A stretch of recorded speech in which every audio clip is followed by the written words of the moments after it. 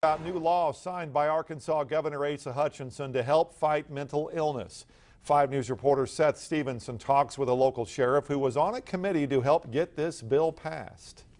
I talked to Sheriff Tim Helder here in Washington County, who was on the committee for the bill that is now Act 423. He tells me it covers two specific areas: mental health and the probation system. Our growth in our prison was out of control, and it has been for quite some time. Helder says in 2007, his department and the University of Arkansas conducted a study and found that 25% of inmates had a mental health issue. He says that number has only gone up, but his new act will help identify those offenders instead of keeping them in the prison system. You know, basically identifying people that are in an acute state when it comes to mental health, and then de-escalating that behavior, and then trying to determine a better outcome than just sticking them in jail.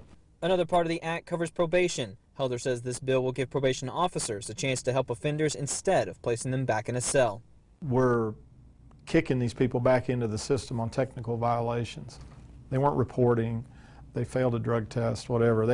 And part of the problem was they didn't have the time to really work with these individuals. The act allows a person on probation a certain number of strikes before facing possible jail time, as long as they're not violent crimes. Helder says this law will help find a balance to the jail overcrowding issue. I think that we've just got to look at a way to work in a partnership that the people that really need to go to prison, the people that we're afraid of, need to have bed space in prisons, not so much for the people that we're mad at or that keep committing these nuisance crimes.